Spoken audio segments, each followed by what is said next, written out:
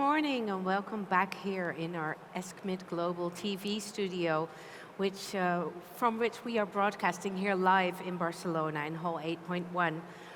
My name is Judith Cohen. I am your host during all these TV interviews, and I'm very happy to introduce my next two guests who are both live here present with me in our TV studio. First of all, I have with me Professor Dr. Holger Rohde, who is a medical specialist in microbiology, virology, and hygiene in Hamburg, Germany, but is here in his function as the new director of the AMR Action Subcommittee, the EAAC. And he is joined by Professor Xavier Lescure, who is a professor in infectious diseases in the Hôpital Bichat in Paris, France, but will be here talking today about his role as the director of Emerging Infections Committee of ESCMID. So a warm welcome to you both, Xavier on my far left, and Holger. Very happy that you found a time during this very big and busy Congress to join us here in the studio and tell us a little bit more about the committees that you are working for as directors here within ESCMID. Holger, could I start with you? Of course. You are director of the EAAC, newly appointed, as I have understood. Since when are you acting as the director of the EAAC? So actually I was appointed in last year in June.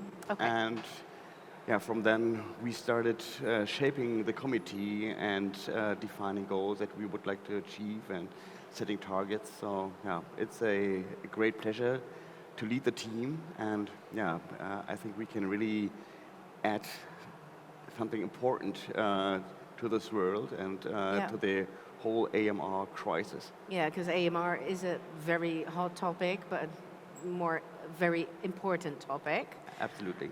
Could you explain a little bit for our viewers what the current situation in AMR is in the world and what you believe are the most urgent actions that really need to be taken in response to this? So I think it is important to understand that AMR is a crisis, a global crisis, which affects millions of people each year. And I think it is very important to understand that this crisis is different compared to other crises associated with infectious diseases, to name the SARS-CoV pandemic that we all encountered. Because compared to those kind of pandemics, which set on and have a probably catastrophic course, but they are limited in the time frame. When we talk about the global AMR crisis, we are talking about a problem and a crisis that will not go away, but it will increase if you do not act. And importantly, and that is also an important difference compared to this viral infections or other catastrophic scenarios like severe cases or accidents. So this crisis is not that evident, that prominent in the reception in the population. Mm-hmm. And I think that is one of the most important points that we need to address to bring a voice to this silent pandemic, to really create awareness for this pandemic and for this global emergency that we have, and also not only to create awareness, but also to bring up ideas and solutions how we can tackle this problem in the future. Yeah. What do you feel is the most urgent action that should be taken? Because the key issues around AMR involve, as you just mentioned, not many people are aware of that. It's shortening life expectation, that it's such a big problem, but there's also access problems or an access crisis. What do you feel is the most urgent action that needs to be taken first? Or is that difficult to say because it's so multifaceted? It is difficult, of course, but we have to prioritize. Yeah. I think, so you already mentioned the access crisis.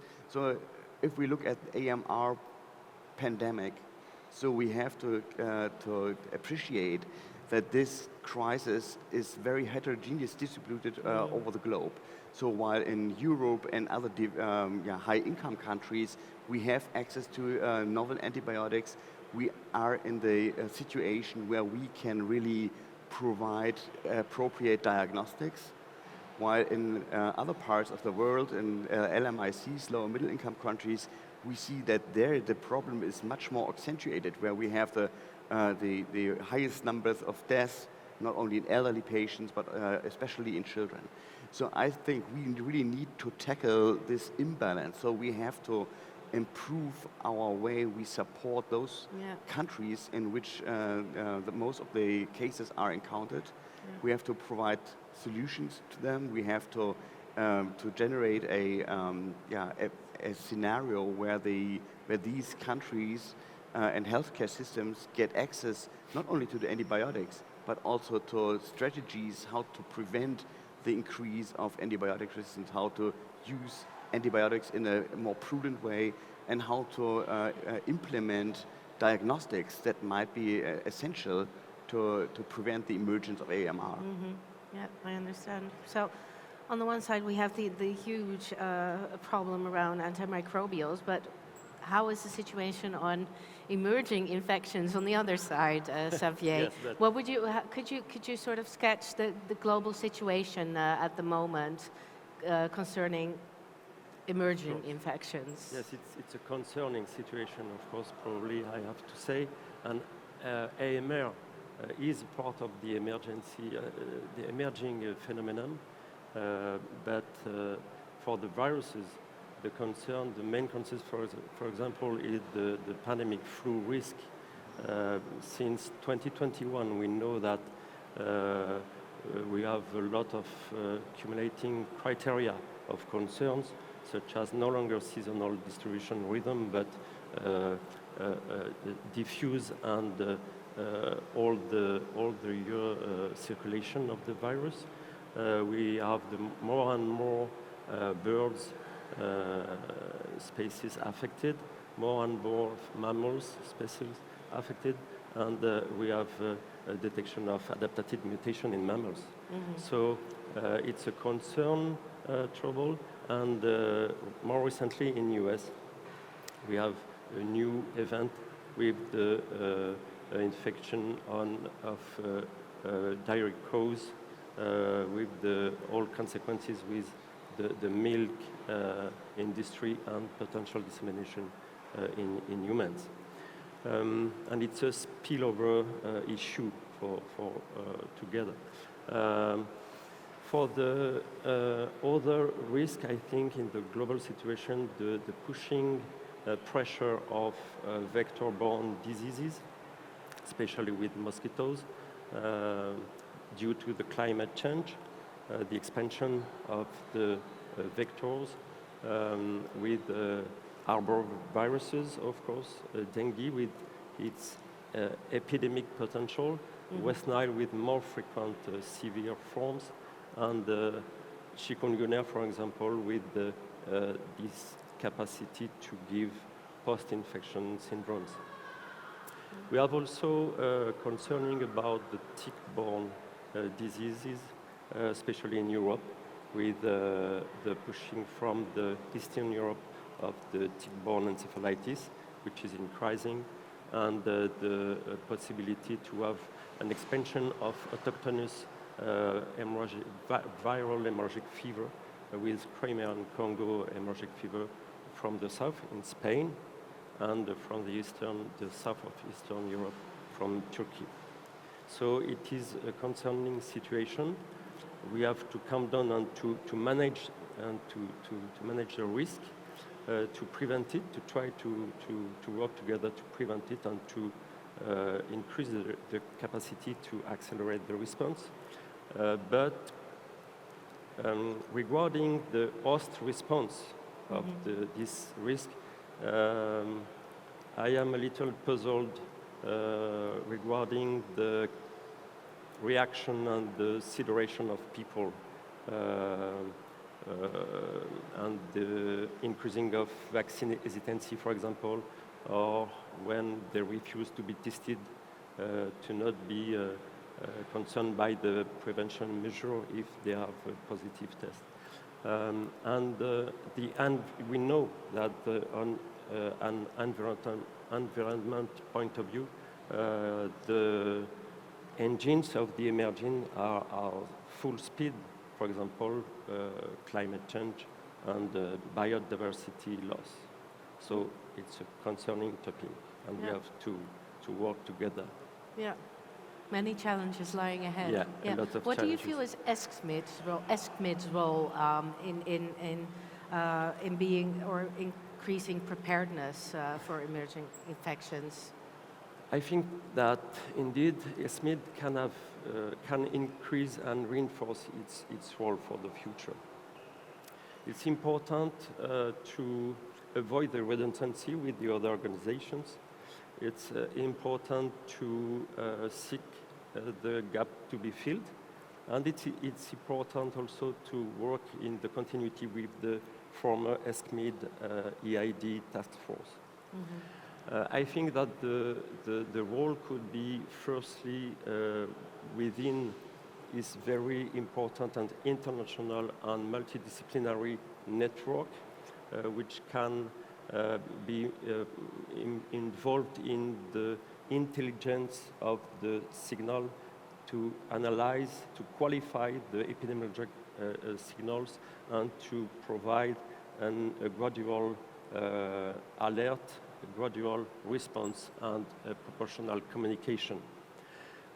I think also that ESCMID can do its core activities in this field, mainly education and the dissemination of knowledge and providing guidelines in fast track in case of alert. I think that ESCMID can have a role to come down to bring a rational, scientific, rigorous, and friendly message with his multicultural signature. And I think it's interesting for ESCMID to be involved and to reinforce the interaction with the other stakeholders in the field for signals, for research, and for organization of care. Yeah, I can imagine that, especially with emergent infections, that you really need the large network that ESCMID also offers, of course. Yeah. Holger, concerning AMR, the EAC, what is the mission or the vision that you have for the committee moving forward in the fight against AMR? Yeah, so actually there are already a couple of players on the field, very powerful players, societies who are addressing the AMR problem, namely the WHO, and we are heading towards the UNGAR high-level meeting in September. But we strongly believe that ESCMID, with a scientific background, can bring important scientific information into the discussion to inform politicians to draw the correct conclusions and to correctly prioritize problems to be addressed, and to develop scientifically guided pathways to tackle the AMR problem over the next couple of, let's say, 10 years. And I think this is a very important time point that we are currently facing, because now we will take decisions that will shape our way how we will handle AMR over the next 5 to 10 years are being taken. So we want to get involved into the process of political decision making, and we want to add our expertise in AMR, from the understanding of the emergence of AMR to the understanding of how to correctly diagnose antibiotic-resistant organisms, and also our understanding of how to prevent the emergence of AMR. Yeah. Can you share one of the most, or a recent or upcoming concrete plan or action that the committee has set up? Yeah. So on one hand, we will immediately start working on an educational program, which is integrated into already existing educational programs generated on from other ESCMID study groups and ESCMID and IITs. We want to add this AMR aspect specifically to this portfolio of educational activities. We want to get involved into the discussion with national and international stakeholders. So we have a dedicated international affairs officer who will immediately get into contact with those persons and those entities, and we want to create a platform where politicians and scientists can interact. Yeah. And we envision that these kind of platforms can be ideally located in the framework of ESCMID, ESCMID Global, and we are working hard on an addition to the program for the next year's ESCMID Global 2025. Yeah, so really stimulating partnerships by Exactly. by these platforms. Can you share one of the? I'm not sure if you're allowed to, but can you share some of the concrete actions or plans that are quite current I can now? share that, but we didn't yet meet with the subcommittee, so it's a personal view. The main principles for conducting this subcommittee will be mapping, nothing decided before mapping the situation, and the different stakeholders and force at play. To do nothing before and without, monitoring actions, because the sequence timeline is very important to follow, because the kinetic is not the same. We have to probably to work with Rohde because resistance and emergence are linked, but the kinetic is radically different, and it is a silent endemic for the resistance and a potential acute crisis for the emergence. But probably we have to share some principle. Another principle, and I know that Rohde like this one, this is the 4E concept. Experience, expertise, engagement, and enjoyment. And I think it's very important, particularly during this period, this complex period, to keep this capacity in mind. More concretely, I think that the first priority is to activate the wonderful network within the ESCMID and to activate the EID layer to constitute a family and a community to protect people against emerging infectious diseases and epidemic risk. And I'm sure that ESCMID community could have a very interesting reactivity and sharing attitude. I think that we have started by mapping and designing the signal we want to communicate. It's not only an epidemiological signal because a lot of things are already done, it's not necessary. But I think that we can bring an add value analyzing the signal with clinicians, with microbiologists, and to qualify very precisely the signal and to provide alert conditions for communication, gradual communication, and proportional response. The other actions we have to implement is probably to push educational materials in anticipation for the main supposed risk today, and to be able to make rapidly, very rapidly, material supports in case of crisis with a viral spreading of the communication and the information by digital tools, of course.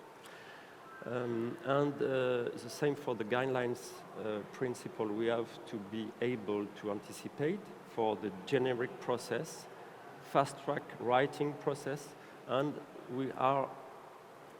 it's important to be able to push rapid, moving recommendations depending of the different period of the pandemic, of the epidemic.